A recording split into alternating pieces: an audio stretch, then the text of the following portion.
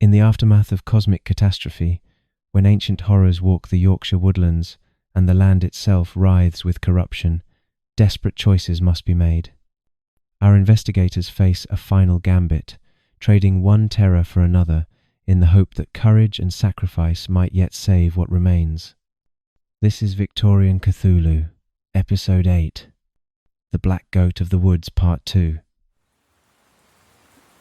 3 days had passed since the catastrophic ritual. Victoria stood at the drawing-room window in Baildon Manor, watching the drive. "There," she said, straightening, "a carriage." Nathaniel set down his unread book and joined her. The carriage pulled to a stop and Professor Edmund Blackwood emerged, travel-worn, but moving with purpose. Nathaniel was out the door immediately.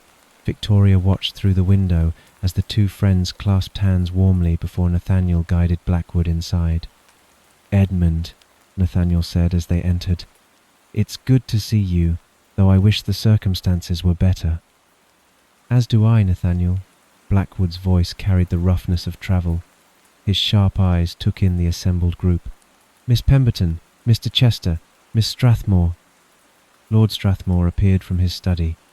"Professor Blackwood, welcome. A room has been prepared. You should rest before we discuss matters." "Most appreciated," the professor replied, adjusting his travel bag. "An hour or two to refresh myself, if I may?" Lord Strathmore nodded in agreement. "Come, I'll show you the way." Blackwood thanked him, and together they left the drawing-room, their voices fading as they climbed the stairs. Later that evening, they reconvened in the smaller sitting-room. The lamps were lit and a quiet fire burned, giving the place an uneasy warmth. The professor sat forward with his case on his knees. "Your telegram was alarming enough to warrant immediate departure," he began. "The situation has not improved?" "It has worsened considerably," Nathaniel said. Professor Blackwood inclined his head. "Then what I've brought may be our only recourse, though it troubles me deeply." He opened the case and drew out a letter.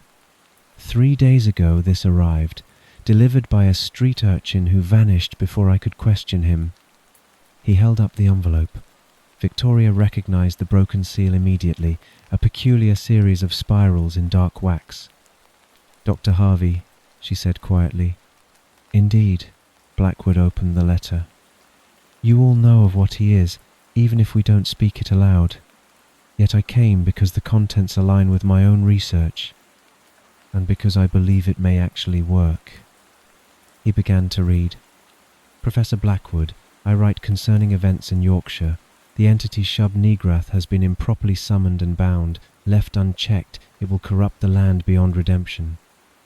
However, there exists a method to contain it. The Veil of Stars was designed to bind one of the 7 heralds to a specific location.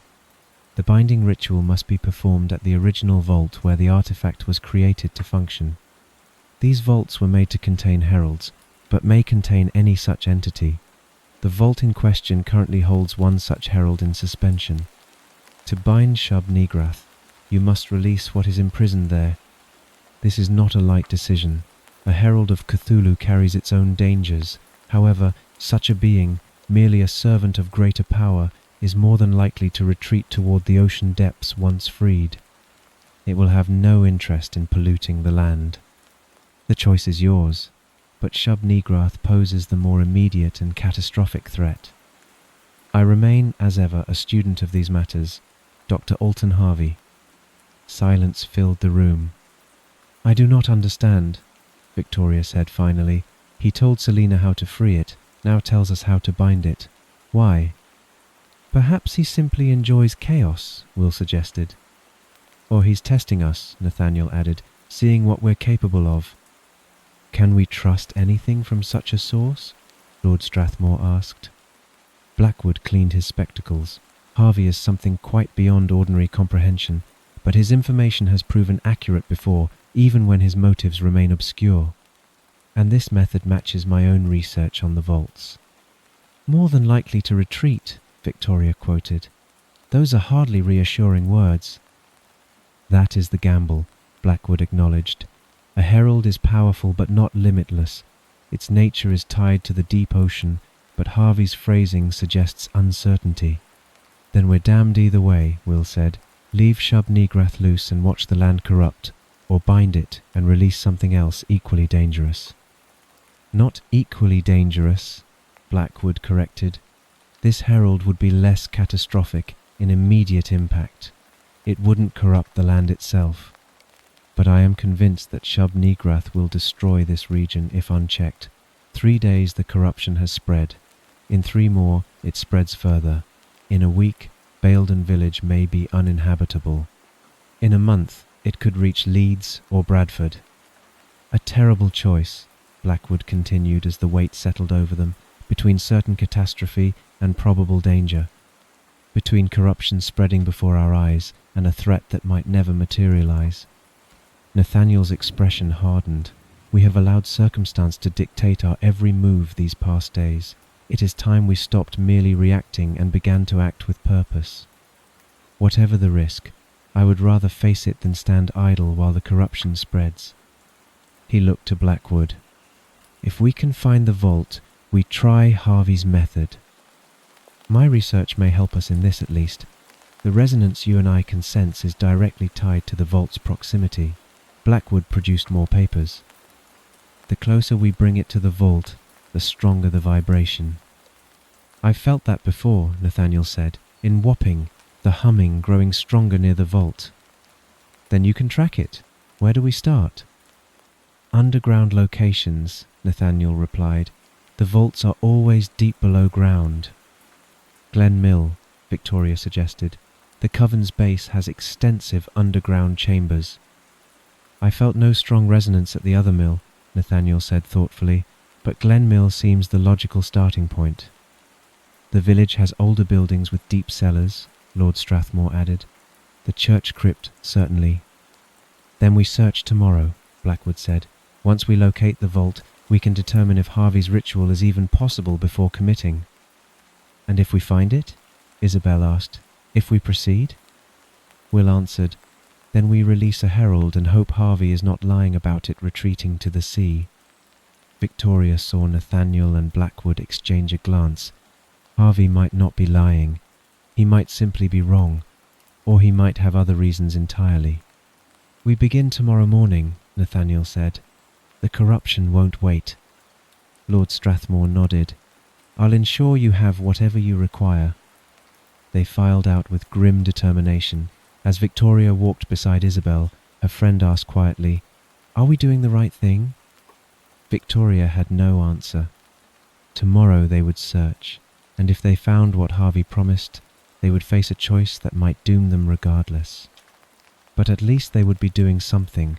After 3 days of helpless waiting, even a terrible choice felt better than none at all. The following morning, Professor Blackwood and the group set out with the veil of stars wrapped carefully in cloth. The September air should have been crisp and pleasant, but an unnatural heaviness hung over the landscape. They began at Glen Mill, the familiar structure looming against the grey sky. The mill felt different now, emptier, somehow, without the coven's presence. The professor and Nathaniel stood in the main underground chamber, both concentrating. After a long moment, Blackwood shook his head. There's something, he said, but faint, very faint. Agreed, Nathaniel replied. This is not the location. Emerging once more into daylight, the group made for Baildon village. The walk that should have taken 20 minutes stretched longer as they paused at each likely underground location. The grocer's cellar produced nothing. The church crypt, ancient and promising, yielded only the same faint hum. Various older buildings with deep foundations proved equally fruitless. Each time, both men would pause, concentrate, then shake their heads. But as they worked systematically through different areas of the village, a pattern emerged. Wait, Nathaniel said, stopping in the middle of the lane. The eastern side. Try walking that direction. They moved east, and Blackwood's expression changed. Stronger, not by much, but definitely stronger. The woodland, Victoria said, looking in that direction. It's leading toward the woodland behind the cottages. As they moved through the village, The devastation Shub Negrath had wrought became impossible to ignore. The constant sound of animals in distress formed a background chorus that never ceased. Dogs barked themselves hoarse in farmyards. Cattle bellowed from fields with a note of pure terror in their voices. Chickens screeched from coops, the sound not of ordinary fowl, but of creatures in genuine anguish. The din was ceaseless, a torment that made sleep impossible and reason fragile. They passed a farm where a litter of piglets had been born that morning. The farmer stood by the pen, his face grey with shock. The piglets were grotesque parodies of natural life, some with too many legs that bent at wrong angles, others with twisted spines that left them unable to stand.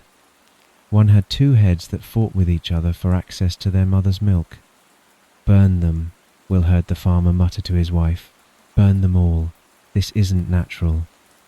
At the village edges, the plant life had gone mad. Trees that should grow inches per year had shot up feet in mere days. Roots buckled paving stones and cracked building foundations.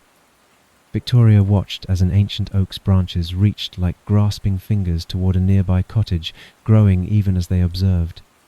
The cottage's residents had fled 2 days prior, unable to bear the sight of wood creeping ever closer to their windows. Fruit hung from trees in obscene abundance, but no one would eat it.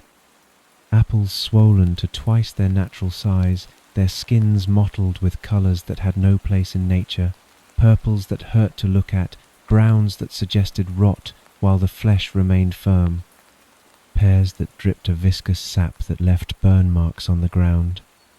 A woman's garden had produced vegetables overnight, but they were nightmares rendered in flesh, carrots twisted into shapes that resembled screaming faces. Potatoes covered in growths that pulsed like living tissue. She'd covered them with a sheet and refused to go near her own yard. They encountered Mr. James White, the veterinarian, standing outside his surgery with the defeated posture of a man watching his profession become meaningless. "Mr. White," Nathaniel approached him, "a moment of your time?" The veterinarian turned, and Victoria saw the exhaustion in his eyes. "Mr. Milbane, I assume you're searching for answers as well." "In a manner of speaking. Have you noticed if the strange phenomena seem more concentrated in any particular area?" White shook his head slowly. "Everywhere seems equally affected. The horror spreads without pattern or logic I can discern. 3 farms reported stillborn calves this morning. 2 more had ewes birth. I don't even know what to call them. Not lambs, not any more." White wiped his brow with a trembling hand. "I've been a veterinarian for 20 years. I thought I'd seen everything nature could produce. I was wrong." "How bad is it?" Isabel asked quietly. "Bad enough that families are leaving. They're not waiting to see if things improve." White met their eyes, "and I cannot say they're wrong to flee." They thanked him and continued on. The vibration was growing stronger now, unmistakably pulling them toward the woodland edge. Victoria noticed people watching from windows as they passed, frightened faces, pale with sleeplessness and fear. Some recognized the group, the investigators who'd been trying to help. Others simply stared with the blank expressions of those whose world had become incomprehensible. The constant animal sounds followed them. A dog somewhere howled until its voice failed, the sound fading but never ceasing. Cows in a distant field bellowed in chorus, the rhythm almost hypnotic in its wrongness.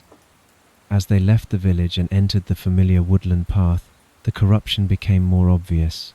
The trees here had always been old, but now they writhed with unnatural vigor.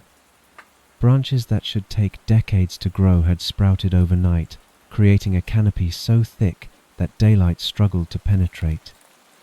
"It's stronger," Blackwood said, his voice tight. "Much stronger now."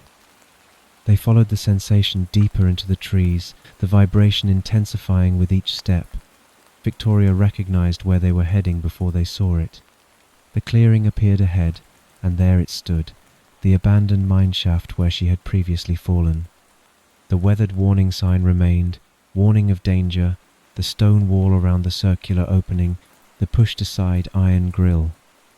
Both the professor and Nathaniel stopped at the clearing's edge, wincing. "Here," the professor said, "directly here." Nathaniel nodded. his face pale. "The vault lies below. I'm certain of it." They approached the mine entrance carefully. Victoria peered down into the darkness, remembering her fall and her first meeting with Hob. "We'll need to return tomorrow to explore it properly," Nathaniel said, "with equipment and daylight enough to navigate safely." "Agreed," the professor replied. "But at least we know Harvey's letter was accurate in this, if nothing else." They stood around the mine entrance, looking down into the darkness that would hold their desperate gamble. Somewhere below lay the vault, the binding circle, and the imprisoned herald they would have to release.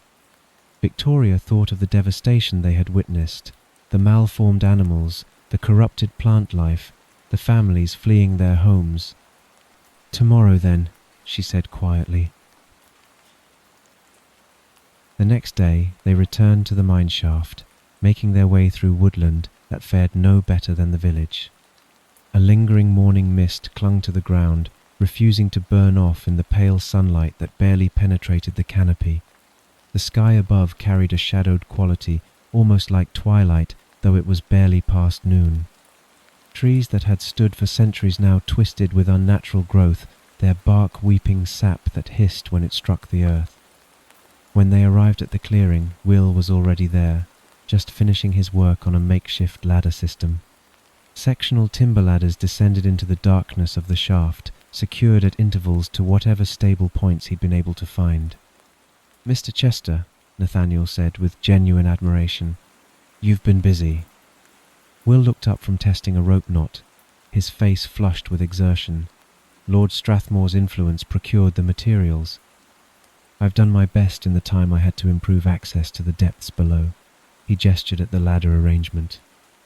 "It should hold, though I'd advise caution with the older supports deeper down." "Very useful to have you around," Victoria observed with a smile. They discussed briefly who would go down. Victoria knew the route, Nathaniel would sense the vault's pull, and Will, ever practical, would manage the descent. Isabel and the professor stayed above to keep watch. The descent was treacherous despite Will's improvements. Beyond the initial shaft, the mine workings grew increasingly unstable. Rotting timber supports groaned under their weight. Loose rocks scattered beneath their feet, clattering into unseen depths below. Victoria guided them past the ledge where she had first encountered Hob, pointing out the dark water below that had broken her fall. Beyond it, the tunnel narrowed, the walls glistening with moisture as their lanterns threw restless shadows across the rough-cut stone. The air grew colder as they moved on, carrying the mineral scent of earth and stagnant water. Their breath misted faintly in the light. Not far beyond the main shaft, a side passage branched away, and the low humming grew stronger. Nathaniel winced, pressing a hand to his temple. "This way," he said, his voice tight. As they walked further, the low rumble of what sounded like underground water became audible, and then they saw it. The vault. Their lanterns revealed an ancient stone room that sent a chill through Victoria that had nothing to do with the cold air. The binding circle carved into the floor was identical to those they'd seen before, the same intricate patterns, the same unsettling symbols that seemed to writhe in the flickering light. "It's the same," Victoria said quietly. "Little Wickham, Wapping, all the same design." "Part of a system," Nathaniel agreed, kneeling to examine the circle more closely, "built by the same hands for the same purpose." The craftsmanship was remarkable despite its age. Each symbol had been carved with precision, each line of the circle perfectly measured. Whoever had created these vaults had known exactly what they were doing. Beyond the vault chamber, the passage opened to reveal something unexpected. Victoria heard it before she saw it, a rushing sound that grew louder as they approached. When they rounded the corner, their lanterns illuminated a river flowing through a natural fissure in the rock. "Good Lord," Victoria breathed. "I didn't expect to find a river down here." The water was black in the lantern light, moving with surprising speed through its stone channel. White foam caught on rocks where the current broke against obstacles, and the sound of it filled the passage, a constant, powerful roar. Underground rivers aren't uncommon in limestone country, Will observed, studying the flow, though this one is particularly swift. It must drain a considerable area. He moved closer, careful of the slick rock at the water's edge. Look at the current. That water is moving fast enough to carry away anything that falls in. Victoria watched the black water rush past and disappear into darkness downstream. Where it led, how far it flowed, she couldn't begin to guess. But it was clearly part of a much larger system, carved through the rock over centuries. We'll examine the chamber's structural integrity. Unlike the shaft and passage, which was supported by timber, the vault was made entirely of rock. He ran his hands along the walls, assessing the ancient stonework. "Sound enough for our purposes," he said finally. "The vault chamber itself is solid, much older than the Victorian mine workings, but some of these supports in the passages are barely holding. We'll need to move carefully." Nathaniel continued studying the binding circle, tracing the symbols with his fingers without quite touching them. The configuration is precise. The professor asked me to bring him detailed notes of what we find. Victoria walked the perimeter of the chamber, taking mental notes. The ladder access through the main shaft, the side passage marked clearly by the river's roar. The vault's position, the sealed wall opposite the entrance, where something ancient waited in suspension. She tried not to think too hard about what that wall contained, what they would release to save Yorkshire from Shub-Nigrath's corruption.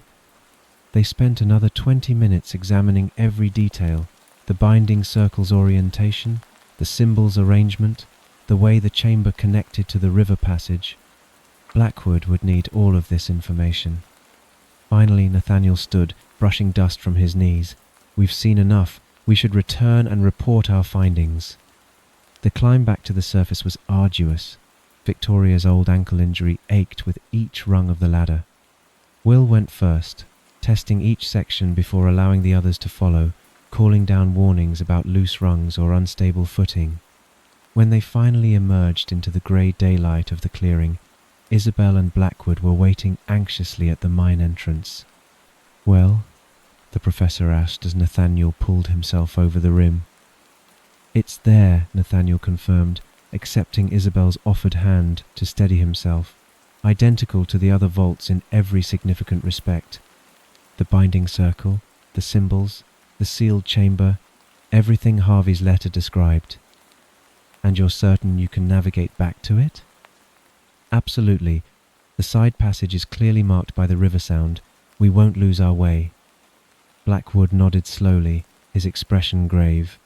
"Then we have our confirmation. The vault exists. The ritual is possible." Their mission successful, the group made their way back through the corrupted woodland to Baildon Manor, where the real planning would begin. They convened in Lord Strathmore's dining room, the only space comfortable enough to accommodate them all. Around the long oak table sat the full company for the first time since Professor Blackwood's arrival. Lord Strathmore, Mrs. Crowther and Tristan joined the group. The air carried the weight of urgency. This was not a dinner meeting, but a council of war. "We've confirmed the vault's location," Nathaniel began without preamble. "It lies beneath the abandoned mine shaft in the woodland. The binding circle is identical to those at Little Wickham and Wapping. It was constructed for this purpose." Lord Strathmore's expression grew troubled. "And Dr. Harvey's ritual? Is he trustworthy? Do you believe it will succeed?" "He is not trustworthy at all," said the professor. "But the method is sound. I've cross-referenced it with my own research. The vault was designed to contain one of the 7 heralds. To bind Shub-Nigrath there, we must first release what is already imprisoned." "A herald of Cthulhu," Mrs. Crowther murmured. Her calm tone betrayed that she was no stranger to such knowledge. "Indeed, Harvey claims it will retreat to the ocean depths once freed, that it will have no further interest in the land." "Claims," Tristan repeated, "but no guarantee." "No," Nathaniel admitted quietly, "none at all." A silence fell. Through the window came the faint, uneasy sounds of livestock from the distant fields, a constant reminder of the spreading corruption. "However," Blackwood continued, "Shub-Nigrath will destroy this region with certainty if left unchecked. The blight advances daily. In a week, Baildon village may be abandoned. In a month, the devastation could reach Leeds. Lord Strathmore's jaw tightened. Then we proceed with the ritual. What must be done? The binding must be performed inside the vault itself, the professor explained, using the veil of stars as its focus. But Shub-Nigrath must be drawn close enough for the binding to take hold. We cannot simply perform the ritual while she wanders miles away. Mrs. Crowther straightened in her chair. A lure, then. You need to draw her to the mine entrance. Precisely, said Nathaniel. We hoped you might have some notion of how that might be achieved. I can conduct something at the entrance, Mrs. Crowther replied, her mind already working. Not a true ritual, something theatrical, dramatic. If Selina believes we're attempting to bind Shub-Nigrath there, her arrogance will compel her to come and crush the attempt. But you cannot do it alone, Blackwood observed. No, I'll need assistance to make it convincing. She turned to Lord Strathmore. The 4 coven members we rescued, are they capable? Physically, yes, he said. Emotionally fragile, but desperate to atone for what they helped unleash. I'll speak with them, Isabel offered. If they're willing, and I'll help however I can. Then the plan takes shape, Nathaniel said. Professor Blackwood will conduct the true binding in the vault below. The rest of us will stage a convincing deception above to draw Selina within range. Wait, Tristan said. Professor Blackwood goes down alone? The professor nodded. The ritual demands complete concentration. Distraction would be fatal. But someone should be with you, Nathaniel insisted, if anything goes wrong. If it does, another presence will not prevent catastrophe, Blackwood replied gently. However, someone at the base of the shaft could signal when Selina arrives above. That would be of use. I'll do it, Nathaniel said at once. And above ground? Lord Strathmore asked. You'll need protection. Selina may not come alone. Isabel touched her father's arm. Father, we don't expect you to put yourself in danger. You are not part of this. I am not about to let my family, and the woman I love, risk their lives while I sit idly by, Lord Strathmore said firmly, meeting Mrs. Crowther's eyes. The declaration caught Edith off guard, though she quickly mastered herself.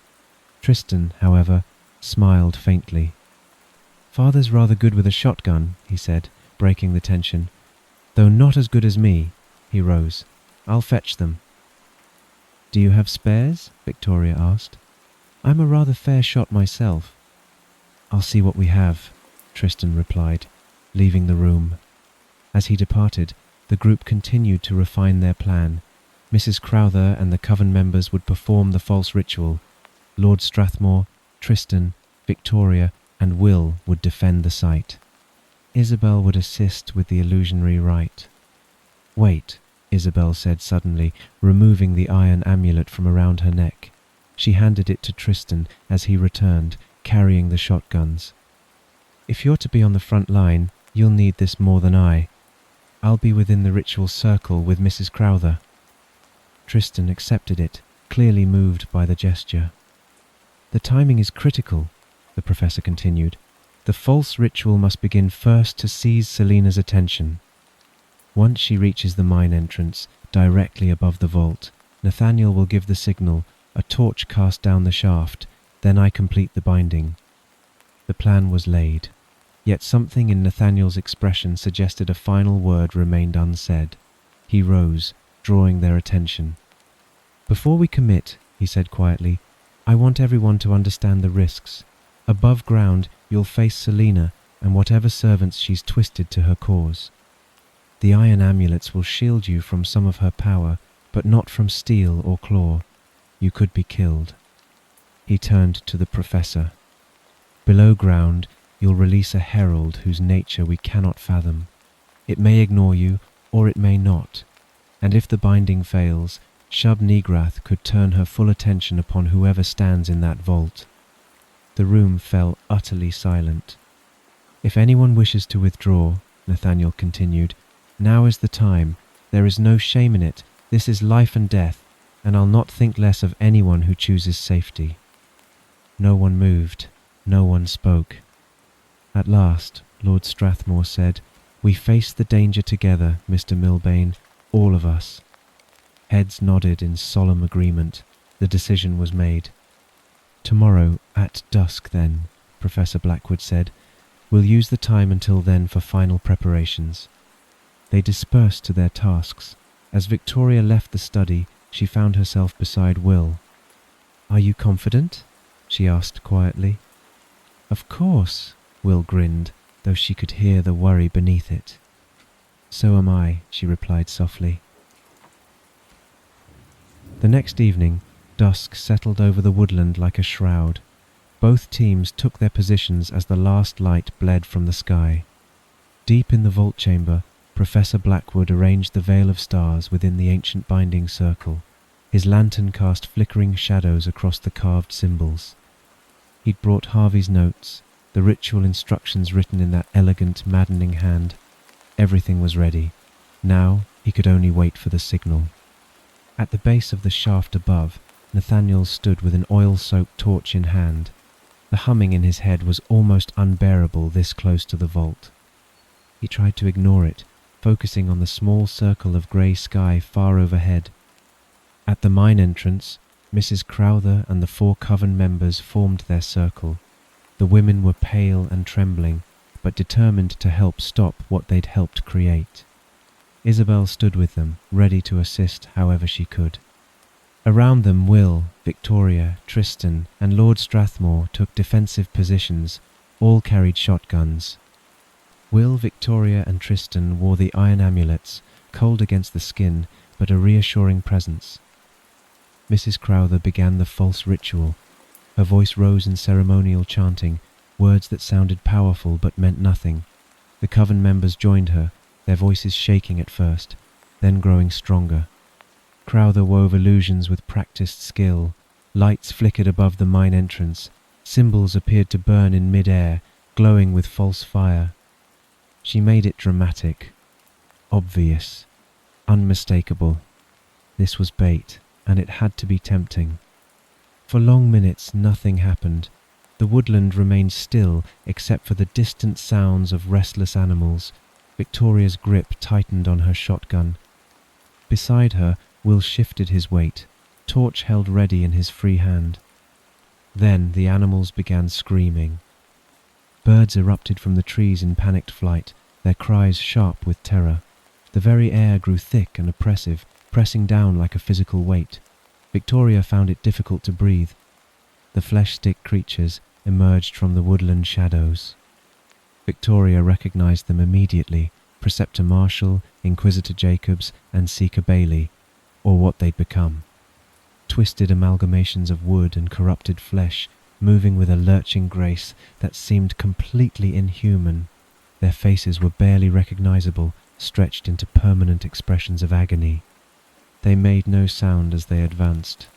Will stepped forward, swinging his torch at the nearest creature. The flames made it recoil but didn't stop it. Victoria raised her shotgun and fired. The blast caught the creature in the chest, tearing away chunks of corrupted wood and flesh. It stumbled, but kept coming. Tristan fired at another, the sound echoing through the clearing. Lord Strathmore took careful aim and squeezed the trigger, his military training evident in his steady hands. The iron amulets flared as the creatures reached out with tendrils of corrupted power. The magical assaults deflected, turning aside before they could drain life force, but physical strength was another matter. The creatures felt no pain. A shotgun blast that would drop a man only slowed them. They were impossibly strong, their wooden limbs striking with force that cracked bone. One grabbed Will's arm. He cried out, dropping his torch as crushing pressure threatened to snap the bone. Only the amulet prevented worse. The creature tried to drain his life but couldn't breach the protection. Will twisted free, stumbling backward. "They're too strong," he shouted. Victoria fired again, then again. Her shots tore into the creatures, but they kept advancing, pushing the defenders back from the mine entrance, away from the ritual circle. Mrs. Crowther tried to maintain the chant, but her voice wavered as violence erupted around her. Isabel stood frozen, watching the battle with wide eyes. The oppressive pressure deepened until Victoria thought her lungs would collapse. The trees began to writhe, their branches reaching out like grasping fingers. The ground pulsed with unnatural life, as though something vast moved beneath the earth. A terrible presence approached. Selina Bone emerged from the deeper woodland. But she was no longer merely possessed. She rode atop, or had merged with, a manifestation of Shub-Nigrath herself. The form defied clear description. Victoria's eyes couldn't quite focus on it. A mass of tentacles and corrupted vegetation, shapes that confused the eyes, flesh shifting between states, solid, liquid, plant, animal, all at once. Selina's human shape sat at its center like a rider upon some cosmic beast, though the boundaries between them blurred and merged. Her eyes were black voids that swallowed light. When she spoke, her voice carried harmonics that resonated in Victoria's bones. She laughed at their pathetic resistance. With a gesture, the flesh-stick creatures froze in place. Another sent an invisible force that hurled Will, Victoria, Tristan, and Lord Strathmore against the nearest trees. Victoria felt herself pinned, unable to move, barely able to breathe. The iron amulets were no match for such power. As Selina lowered herself from the great beast, she turned her attention to the ritual circle. Mrs. Crowther tried to continue the chant, her voice desperate. Selina spoke a single word, a sound that made reality shudder, and ethereal chains materialized around Crowther, binding her and sealing her lips. Isabel and the coven members collapsed as one, drained of energy. They fell like puppets with cut strings, unconscious but alive. Selina surveyed her victories with satisfaction. The massive form of Shub-Nigrath carried her effortlessly across the clearing toward the mine entrance. She stopped before Mrs. Crowther, still frozen in her magical bonds, and her smile grew cruel. "How delicious," Selina said, her voice layered with inhuman tones. "Edith Crowther, the prim companion to Lord Strathmore, how you must have hated me, knowing I possessed power you could never touch, knowing I could achieve what you never dared attempt." She stepped closer, savouring the moment. "And now here you are, helpless before me, unable to speak, unable to move, unable to do anything but watch. This is particularly satisfying." Selina moved to the edge of the mine entrance, gazing down into the darkness. Then she turned back to her captives, spreading her arms wide. "Did you truly believe you could stop me with this amateur performance, this pathetic little ritual? I am merged with Shub-Nigrath, the black goat of the woods with 1,000 young. I am become nature's corruption, given will and purpose. Your understanding of power is so limited, so—" She stopped. Her eyes widened. For a heartbeat, time seemed to hang suspended. Then she lurched backward. The edge of the shaft was right there. She tried to catch herself, but in an instant she was gone, falling, screaming, rage and disbelief mixing in that terrible voice as she tumbled into the darkness. Only then did Victoria see him. Hob stood at the mine entrance, looking rather pleased with himself. He leaned over the hole and called down in his cheerful voice. "Now we are even, Mrs. Bone." He scratched his nose as he squinted into the gloom. "There's a little ledge to the side if you reach the right way." Victoria managed to gasp from where she was pinned against the tree. "Hob, throw a torch down the shaft." "Of course, Miss Victoria." Hob picked up Will's fallen torch and tossed it into the darkness. The magical bindings dissolved instantly. Will, Victoria, Tristan, and Lord Strathmore dropped from where they'd been pressed against the trees, hitting the ground hard. Mrs. Crowther collapsed, freed from her ethereal chains. But the danger wasn't over. The 3 flesh-stick creatures remained, frozen but still standing. The oppressive presence of Shub-Nigrath hung over the clearing like a storm about to break. Though Selina had fallen, the entity she'd merged with still loomed above them, vast and terrible. "We have to hold them off," Will cried, as he moved himself forward. Victoria scrambled to her feet, retrieving her shotgun. Her ribs ached where she'd struck the tree. Around her, the others did the same, pulling themselves up, checking weapons, forming a defensive line. The flesh-stick creatures began to move again. Isabel and the coven members stirred, consciousness returning. Lord Strathmore helped Mrs. Crowther stand, then raised his shotgun, his hands steady despite his age. "Thank you," Victoria said quickly to Hob. The group formed up, weapons ready, as the corrupted creatures advanced once more. The manifestation of Shub-Nigroth writhed above the clearing, its attention turning toward them now that Selina's will no longer guided it. They just had to hold out long enough for the professor to complete his task below. In the vault chamber, Professor Blackwood knelt before the binding circle, Harvey's notes spread before him. The veil of stars lay at the circle's centre, its strange symbols seeming to shift in the lantern light. "Edmund," Nathaniel said quietly, "are you certain you're prepared for this? I know the weight you've carried since Little Wickham." The professor's voice was firm. "I appreciate your concern, Nathaniel, but this is different. At Little Wickham, I was under another's influence, manipulated into performing that ritual. This time, I act of my own will. I know the risks, and I accept them. Still, I'm fine, my friend. Take your position." Nathaniel moved to the base of the shaft, glancing up at the circle of darkening sky high above. Faint sounds drifted down, voices, movement. Mrs. Crowther's ritual had begun. From the vault chamber, the professor's voice began reciting words of preparation. The syllables were harsh and unnatural, making Nathaniel's skin crawl. He had heard such words before and knew their wrongness.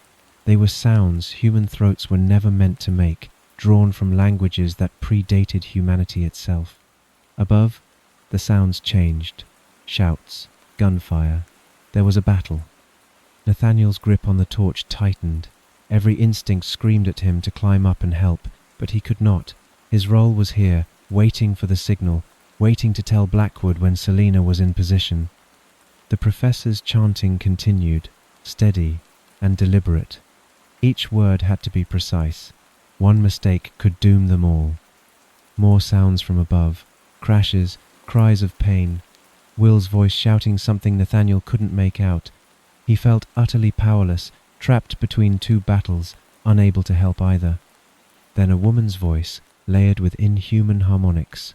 Selina, she was there. Nathaniel tensed, waiting. He needed her at the mine entrance, directly above. Not yet. Not quite yet. Something massive crashed into the pool beside him.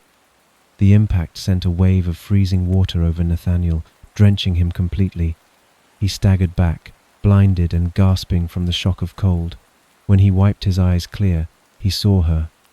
Selina lay in the shallow pool, stunned. The fall had knocked the wind from her. Her eyes were still those black voids, but confusion flickered across her features. She had landed hard.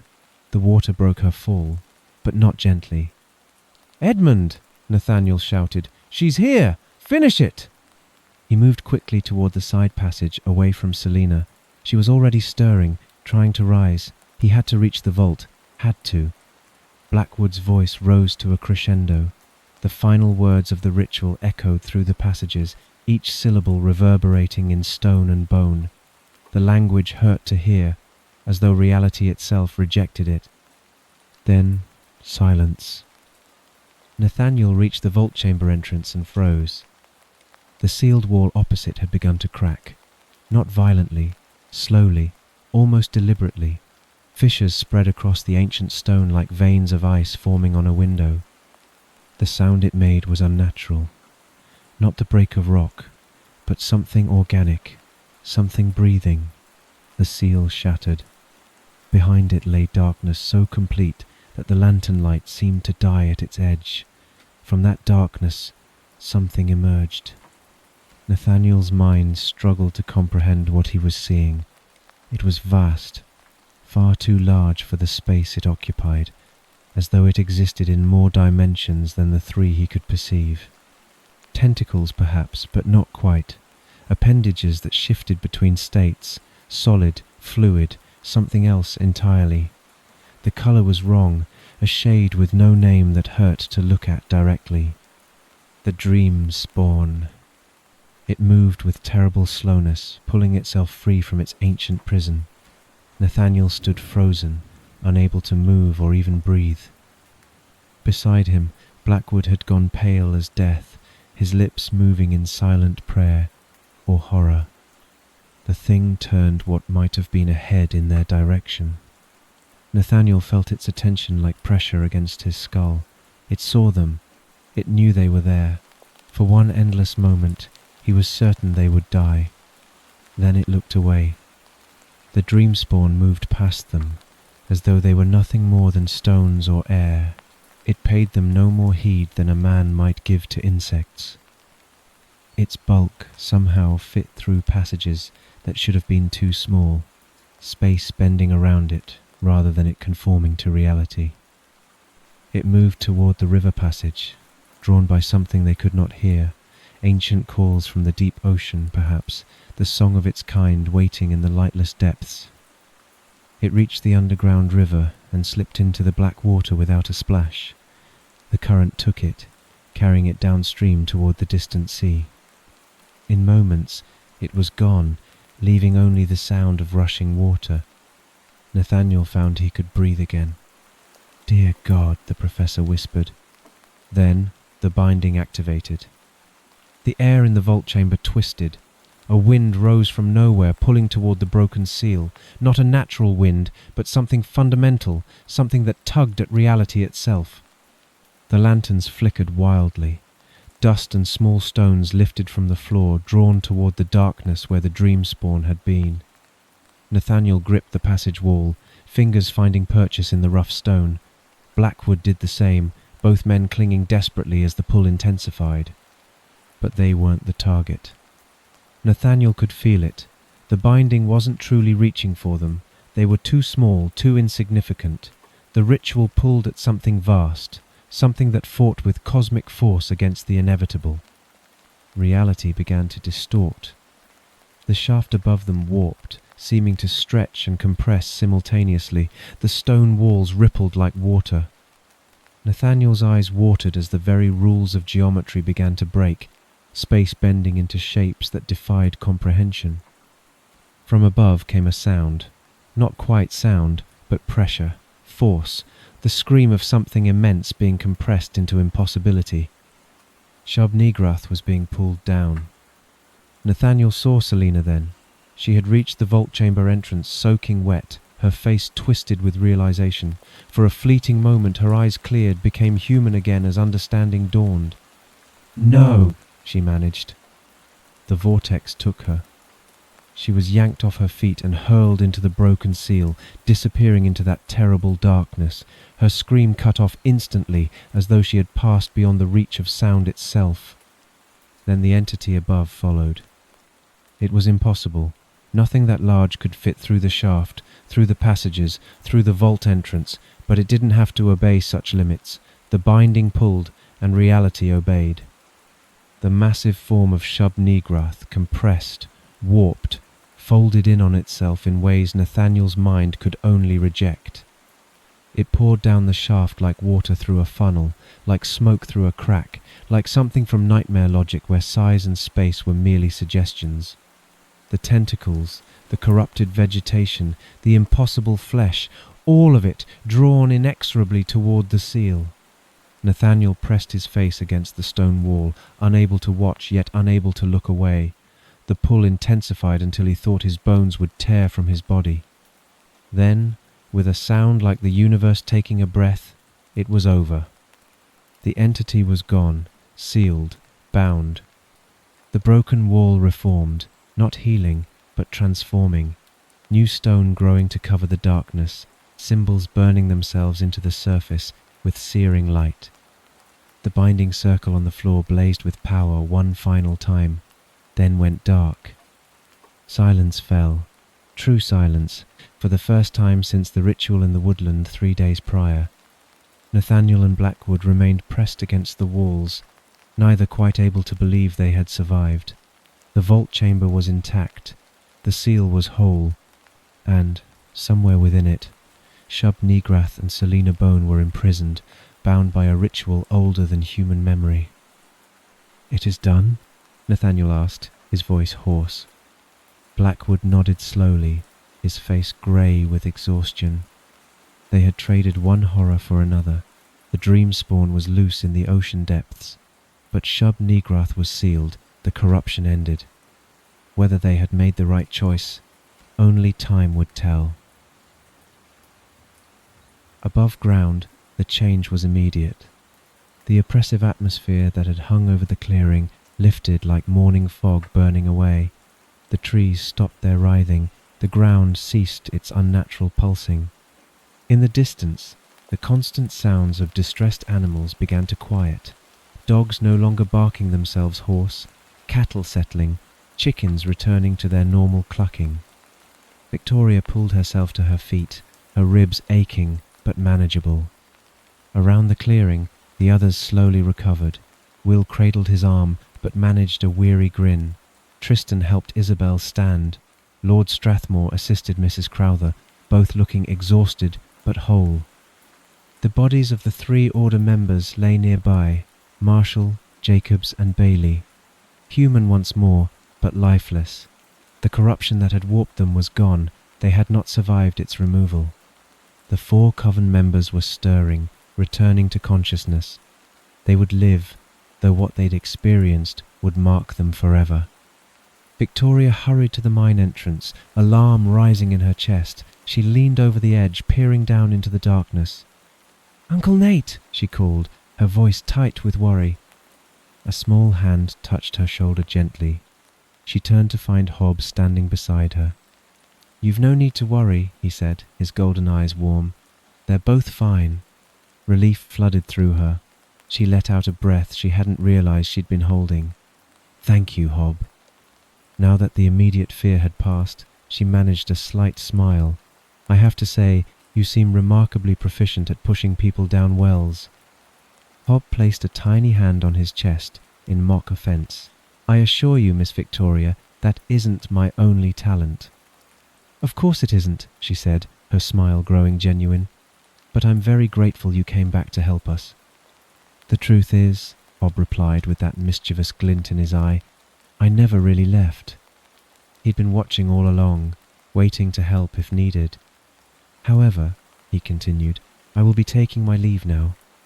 He glanced down at the mine shaft where Selina Bone had fallen. "Just as we never forget our enemies, we also never forget our friends." Victoria felt warmth at those words. "I'm glad we're friends, Hob."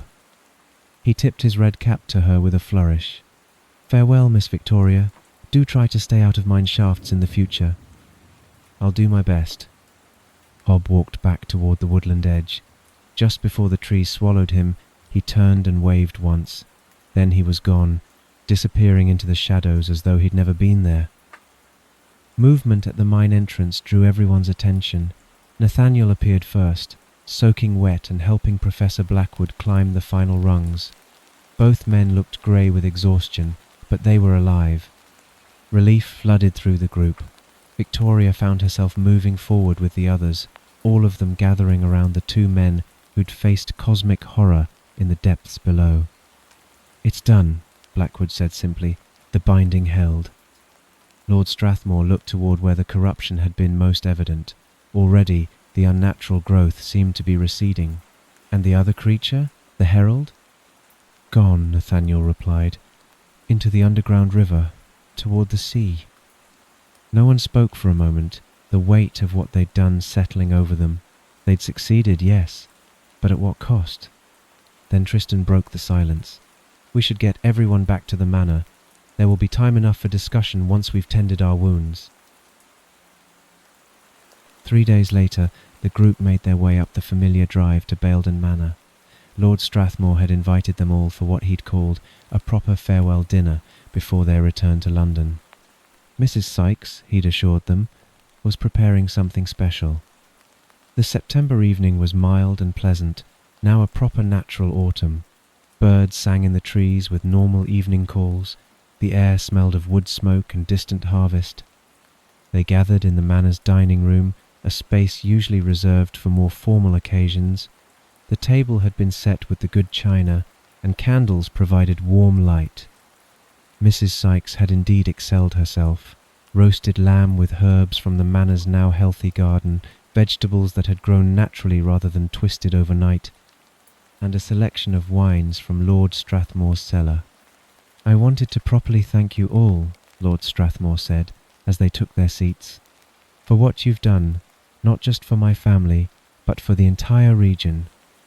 I confess when I first wrote to Isabel requesting help, I had no conception of the true scope of what you'd be facing." "None of us did," Nathaniel replied, "but we're grateful we could help." As the meal progressed, conversation turned naturally to what had happened and what would happen next. "The corruption is genuinely receding," Isabel observed, accepting a glass of wine. "The land is healing. It will take time. The damage was considerable, but nature is remarkably resilient." "Mr. White, the veterinarian, stopped by yesterday," Lord Strathmore added. "He reports that the animal afflictions have ceased entirely. No more malformed births, no more inexplicable illnesses." He seemed almost giddy with relief. "And the families that fled?" Will asked. "Some are already returning. The Hendersons came back this morning. Word is spreading that whatever plague struck us has passed." Lord Strathmore paused. "Though I suspect the true story will never be known beyond this room." "Better that way," Mrs. Crowther said. "I've sent word to the Order about what occurred. They'll handle the practical matters." She didn't elaborate on what that meant for the bodies of Marshall, Jacobs and Bailey, but everyone understood. "The Veil of Stars will go to the Order's vaults as well," Blackwood added, "alongside the other artifact we secured, 2 of the 7 accounted for and safely contained." Victoria thought of the dream spawn, somewhere in the ocean depths now, and said nothing. "What of the Coven members?" Will asked. "Recovering," Lord Strathmore replied. "Mrs. Danby has been quite remarkable, actually. She's proposed establishing a proper women's charitable society for the village, something constructive to replace what they'd been part of." He cleared his throat. "And young Hazel Hobson has expressed interest in learning more about the supernatural, but properly this time. Mrs. Crowther believes the Order might be willing to provide some guidance." "Really?" Isabel looked to Edith with surprise. "The girl has genuine sensitivity," Mrs. Crowther said. "It would be better cultivated under proper instruction than left to develop wildly. I've written to recommend her." The conversation continued pleasantly. Tristan shared that he'd be returning to university now that the crisis had passed. Lord Strathmore mentioned that the manor had finally found a potential replacement for Mr. Frobisher, a younger man from Bradford with excellent references and no connection to supernatural conspiracies. As dessert was served, a magnificent trifle that drew compliments from everyone, Lord Strathmore stood and cleared his throat. "Before we conclude this evening, I must confess something." He looked slightly sheepish. "I may have slightly misled you all about my motives for this dinner." Everyone looked up with curiosity. "Certainly. I wish to thank you properly. That was entirely genuine. But I also wanted to gather everyone together because—" He reached for Mrs. Crowther's hand. "Because Mrs. Crowther has agreed to become my wife, and I wanted to share our happiness with friends who have become very dear to us." The table erupted in congratulations. Isabel rose immediately to embrace both her father and Edith. Victoria and the others added their warm wishes, and soon Lord Strathmore was calling for champagne. A footman appeared with a bottle that had clearly been waiting for this moment. The cork popped with satisfying authority, and glasses were filled all around. Lord Strathmore raised his glass. "To new beginnings," he said, "and to the extraordinary people who made them possible." "To new beginnings," everyone echoed. As Victoria sipped the excellent champagne, she looked around the table. Lord Strathmore and Edith, happy and deserving of it. Isabel, her relationship with her father transformed. Tristan, alive and healthy. Will, Nathaniel, and Professor Blackwood, all exhausted but satisfied. They'd faced something terrible and emerged victorious. Tomorrow they would begin preparations for the journey back to London. But tonight they could simply enjoy this moment of warmth and friendship, celebrating life and love in the face of cosmic horror. It was enough. The station tea room at Baildon was modest but comfortable, with small tables arranged near windows overlooking the platform. Isabel sat across from her father, 2 cups of tea cooling between them as the morning bustle of the station continued outside. "I wanted a word before you left," Lord Strathmore said. "An apology of sorts." Isabel looked up with surprise. "Apologize for what?" "For not asking your approval before proposing to Edith. I should have spoken with you first, out of respect for your mother's memory and for you." "Father, that's silly," Isabel said, reaching across to touch his hand. "I'm genuinely happy for you both. You deserve happiness, and Edith is wonderful." "You're certain?" "Absolutely certain. You'll have to come visit me in London so we can discuss wedding plans properly." Lord Strathmore smiled with visible relief. "I'd like that very much. And Isabel, I hope you'll visit more often as well, not just for the wedding, but because I've missed having you here." "I will," she promised. "I'll visit much more often. And you and Edith should come stay with me in London. Both of you." They embraced, father and daughter, the warmth between them something that had seemed impossible just months ago. "We should get back to the others," Isabel said as they stood. "They must be wondering why we're taking so long." On the platform, the rest of the group was managing luggage with the help of a porter. Trunks, cases, and a basket containing a rather offended Yorkshire terrier were being loaded onto the London-bound train, which sat hissing gently at the platform, its brass fittings gleaming in the morning sun. Tristan bounded over to Will with a hand outstretched. "Thanks for the great adventure, Will. We made a great team." He shook Will's hand enthusiastically, then caught sight of Lord Strathmore's raised eyebrow nearby. He grinned. "I mean Mr. Chester." "Much better," his father said with mock severity. "You've inspired me to learn more about engineering," Tristan continued. "Maybe we'll finally get those mills fully electrified." "As soon as you do," Will replied warmly, "I'll come and visit to admire your handiwork." Tristan turned to his sister as she rejoined the group. "If I continue my studies in London, I'm looking forward to staying with you." Isabel's expression turned to mock horror, but she embraced her brother warmly. As they separated, Tristan removed the iron amulet from around his neck and handed it back to her. "Thanks for the loan," he said, "but I suspect you'll need it more than I." Isabel accepted it with a small smile, slipping it over her head once more. Mrs. Crowther approached Nathaniel, withdrawing a folded note from her reticule. "Contacts for the order in London," she explained, "in case you have need of them later." "I've chosen one of the more amiable members." Nathaniel accepted it gratefully. "After our experience with Preceptor Marshall, that's much appreciated." "Quite," Mrs. Crowther replied with the ghost of a smile. The train whistle blew, a warning that departure was imminent. Final embraces were exchanged. Lord Strathmore shook hands with each of them, his gratitude evident in his grip. Tristan waved enthusiastically. Mrs. Crowther maintained her composure, but allowed Isabel a particularly warm farewell. They boarded the train, finding their compartment and settling into the familiar ritual of arranging luggage and claiming seats. As the train began to move, pulling away from the platform, Victoria caught Will's expression as he watched the locomotive's mechanisms with obvious admiration. "I do like trains," Will said, almost to himself. Victoria smiled. After everything they'd faced, that simple moment of everyday wonder felt particularly precious. The Yorkshire countryside rolled past the windows as the train carried them south. For a while, no one spoke, each lost in their own thoughts. The events of the past weeks hung between them, not oppressively, but with the weight of shared experience. Finally, Professor Blackwood broke the silence. "I've been considering Harvey's motives." "As have I," Nathaniel replied. "He provided Selina Bone with the method to free Shub-Nigrath, then gave us the means to bind it again. Was this his plan all along, or is he simply playing games?" "Whatever his purpose," Blackwood said, "we must accept that we're dealing with something far beyond ordinary human comprehension.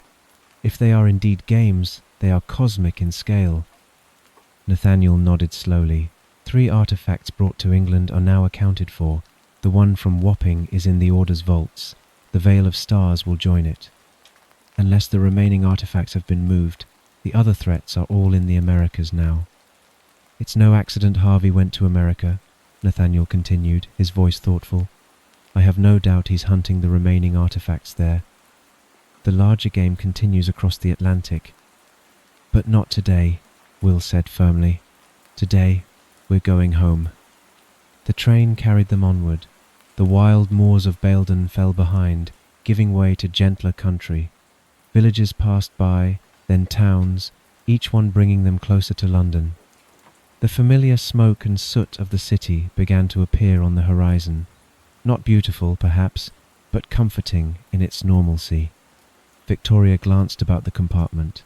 Nathaniel watched the passing fields, already thinking ahead to whatever might come next. Will was tucking his camera safely away. Isabel turned the iron amulet between her fingers. Professor Blackwood was making notes, dutifully recording all that had transpired. I'm glad we're going home, Isabel said softly. So am I, Victoria agreed. The train rolled on toward London, carrying them back to the familiar world they'd left behind. Whatever came next, they would face it, but for now, they had earned their rest. Far beneath the Atlantic, where no light had ever reached and pressure would crush any vessel like paper, something vast moved through the black water. It did not rest. Ancient and patient, the creature moved with purpose through the black water. Its appendages, tentacles or something like them, propelled it forward with slow, deliberate strokes. Imprisoned for centuries, sealed away in darkness and stone, now it was free. And it heard a call. Not a sound, exactly. Something deeper than sound, something that resonated in the very fabric of its being. A call from the west, from a land across the vast ocean. Above, on the surface, ships passed unknowing. Below, in the crushing depths, the heralds swam on through eternal night. And so the binding holds, though at a price that may yet come due. Yorkshire is saved, but the ocean depths now harbour something ancient and patient, swimming toward distant shores. Our investigators return to London changed by what they've witnessed, knowing that the larger game continues across the Atlantic and that some victories are merely pauses between greater conflicts yet to come. If you enjoyed Season 2 of this series, please give it a like. Likes, subscribes and comments help the channel grow and guide other seekers of dark mystery through the mist to find us. Until next time, remember that sometimes the lesser evil is still an evil, and the consequences of our choices may travel farther than we ever imagined.